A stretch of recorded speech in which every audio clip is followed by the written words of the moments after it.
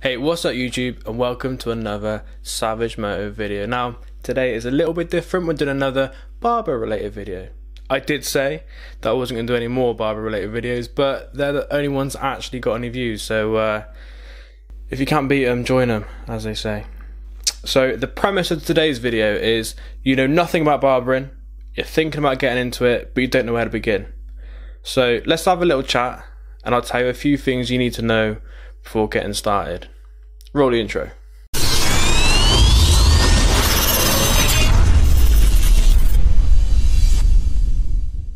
Okay, so if you're a regular on my channel, welcome.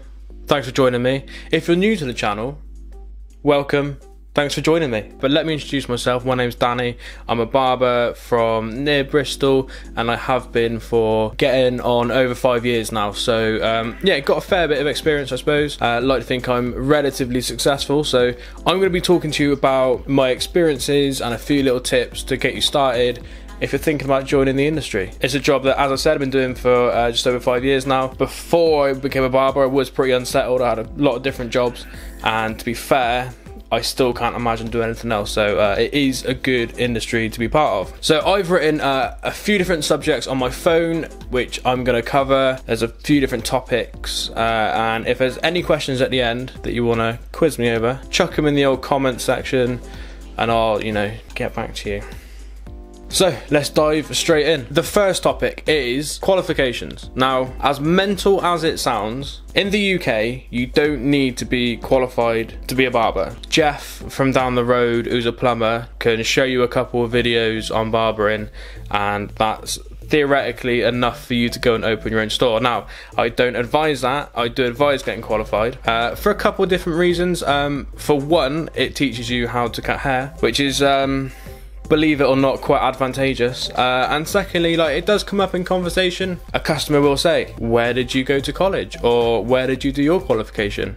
And then that's the point when you have to say, actually, Jeff showed me 2 YouTube videos, and that is as qualified as I am. So yeah, getting qualified is, in my mind, a must, in my opinion. So in terms of qualifications, there is NVQ2 and NVQ3. There are various other ones, but they're kind of the minimum that are expected. I'm NVQ2, and that has done me absolutely fine.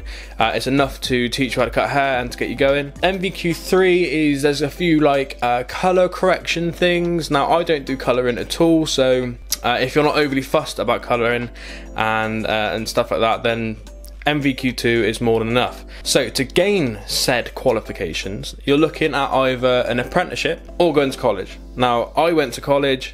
I found it was less pressure because at the end of the day, you're in a learning environment. It's not real life clients as such, it's real people, obviously, but they're coming to a college and they expect a certain standard, I suppose, whereas in a shop, if you're practicing and stuff like that, people don't know who you are. But then at the same time, if you are working in the shop, you've already got that experience over people who went to college, if you know what I'm saying. So there's pros and cons, whichever way you look at it. NVQ2 is what I would say is the minimum that you want, really.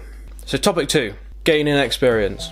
What I would say about this is do as many cuts as you physically can. Obviously, offering to do them for free is going to get you more cuts, but it's a case of if anyone came to my house when I was learning, you had your haircut. That was kind of the deal. You couldn't come to my house without getting your haircut. And as a result, I had done a lot of cuts by the time I actually sort of qualified, if you like. There was genuinely people that at the end of the year at college, they had only done sort of 5 or 6 cuts in the whole year. I probably had done 50 maybe by the end of the year. You get out of it what you put into it, I guess. But not only offering cuts for free, offer to go into barbershops. Walk into a barbershop and say, look, can I come and watch you for a couple of hours of a late evening? Most barbershops do one at least evening late a week, sort of till 8 o'clock or something like that. So even if you work, you should be able to get back and at least spend a couple of hours at the barbershop, providing they let you. Obviously, they've got to agree to it. You can't just walk up to the barber and just watch them, because it's a bit weird, as I found out the hard way. So yeah, just offer to work for free, or at least just say, can I come and watch? Because that is such a good way to learn. And obviously, there's this platform. YouTube is one of the best ways to learn anything, whether you're shaving a cat, Don't know why that was the first thing I thought of. Changing oil in a car, you know, instructional videos on YouTube are amazing. And barbering is exactly the same, whether it is learning a certain technique or a certain haircut. YouTube is awesome because you can watch it at your own pace. You're in a comfortable environment when you're watching it. You know, it can be a bit daunting to watch someone when you're at college or you're in a barber shop. So yeah, sat in your pants at home, watching YouTube, that's the way to go. Okay, so this next point, I'll try and explain it as best I can. So this little topic I've called Take It Personally. By that I mean you have to take pride in it. It's not necessarily a job that you can kind of just plod along with. As this is a industry that's based on reputation, every cut you do has got to be as well as you can do it. Otherwise, you know, you get a bad reputation, you lose customers, it's not going to work. And also, when I say take it personally, I don't mean just how you cut hair. I mean, keep innovating, keep learning how to do new haircuts that are coming around, or, you know, learn about new products and new clippers that are coming out, for example. Up till recently, I was using one set of clippers for fading, one set of clippers for my normal clipper work, different sets of thinning scissors, all to do one haircut. And that's because I've taken the time to learn about all these different products and how they can affect the haircut differently.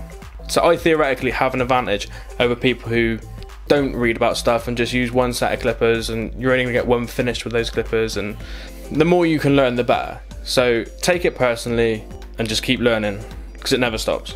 So the next point I want to make is I've called it physical implications, which is probably it's a bit over the top for the point I'm actually trying to make.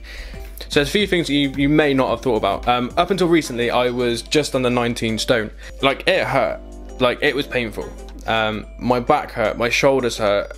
Earlier this year I broke my leg. You may have seen the video. If not, it's a few videos ago. Have a look in the history. There's a video of me breaking my leg. It's quite cool.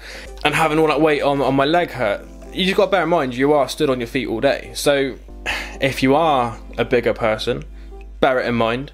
If you do have any ailments, so, you know, any previous broken bones that are under stress when you're standing, again, take it into account, because it will affect you. And the thing is, you are just stood in one spot as well. It's not like you're moving around too much. So, I mean, even if you just hold your arms like that for, you know, 5 minutes, that's going to start aching. Well, you're doing that all day. It could be up to 12 hours. So, yeah, little things to think about before you get started. On the subject of practical things, actually, again, something you might not have thought about is, can you actually physically deal with the fact that, like, barbering's pretty gross. So imagine Dave, right? He's just come in from his breakfast at a local cafe. He's got beans and egg in his beard, and you've got to now cut that beard. Like, it's happened, and it's kind of gross. So yeah, it's not end of the world. I'm just letting you know, because there's things like that which aren't going to be in the brochure. Right? You're going to go to the college. You're going to say, "Oh yeah, be a barber. It's the most glamorous job in the world," when theoretically you're covered in other people's hair and hair grease for 95% of the time. So I'm just telling you how it is. Okay, now this is an interesting one, and again I will try and be as clear as possible when explaining this. This next topic I've entitled Personality, My Lack Of, interestingly enough. Now this is something which I have got to work on. I'm not a perfect barber, I'm not saying I am. It's definitely my weak point when it comes to barbering. So a cut is only, I'm going to say, almost as much as 50% of why people will come back to you. The other half is how you treat them. And if you're not animated, or you don't ask them how they are, and there's just like an awkwardness because you're not saying anything, chances are they won't come back to you. For example, if there's two people, one guy does a mediocre cut but talks a lot and is like nice and happy, and then the other guy, me, does an amazing cut, obviously like the best cut that anyone's ever done, but doesn't talk very much, chances are that person will go back to the person who spoke more. I've seen it happen, and I'm not saying like I'm rude to people, I'm not, and 9 times out of 10 I do talk, but I don't have the ability to put a front on as such. Like, if I'm in a bad mood, you kind of know about it. That is, again, something that I'm not proud to admit, and it is something that I'm working on. But what I'm trying to say is, it's really something you need to bear in mind, because if you're someone who really isn't a people person and you already know that, you can still be a barber, but the chances are you're not going to be massively successful. That's my opinion. Other people might disagree, but that's kind of how it is. So to summarize, no matter how good your cut is, if you're a knob, they're not going to come back to you. Just saying how it is.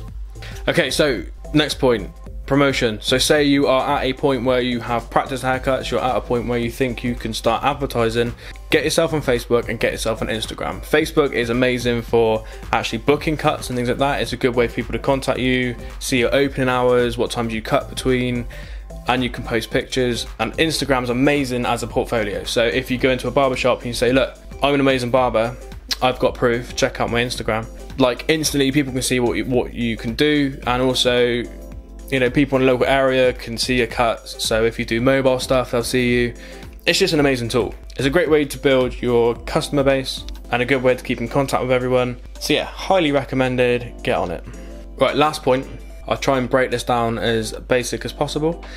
Make sure the place that you work is right for you. Now, I appreciate to begin with, you're gonna wanna work wherever will take you, because you're going to want to get experience and knowledge and stuff like that. I appreciate that. But I had an experience where I was working somewhere a few years ago and I started hating barbering with a passion. And it wasn't the barbering that I was hating, it was where I worked. And some places just aren't right for you, whether it's the people, whether it's how it works, like because it's appointments or walk-ins, or some places are all about colouring and stuff like that. You might not be into that. So just make sure it's the right place for you, because there's definitely a high demand for barbers. I mean, the barber industry has blown up recently over the last 5-6 years, and yeah, there's definitely a need for barbers. So you can be a bit more picky, and also bear in mind that allows you to negotiate your prices. So when you go into a barber shop, you can say, well, I want to charge this much, or I want this percentage of a cut. Standard in the industry is 50-50, so if you do a cut for £15, you'll generally get $7.50. Now, because Jack contacted me, Jack's my boss, we negotiated a much better price for me, so I'm on a fairly significantly higher percentage than 50%. Very, very lucky. It doesn't always happen, but I guess I got a relatively good reputation, so that's why I got a better amount, I suppose. So I'm earning like at least double what I used to earn in the last barbershop, if not triple. Like some weeks I earn triple what I did in the last shop. So what I'm trying to say is, don't just jump into bed with the first offer you get. Yeah, shop around, because it is the barber's market. And that's about it. Guys, I hope you found this video at least a little bit helpful. It's just a quick video of a few things I've been thinking about recently. That's how I would do things if I was getting into barbering all over again. As I said before, if there's any questions at all and you want to message me or you want to leave a comment, please do. If you did find this video helpful, then please give it a like. Listen, I don't want to be too pushy, alright? But if you really like this video, can you just click this little subscribe nipple, this little belly button? Mean the world to me, honestly would. So guys, as always, I appreciate each and every one of you. I will see you on the next video.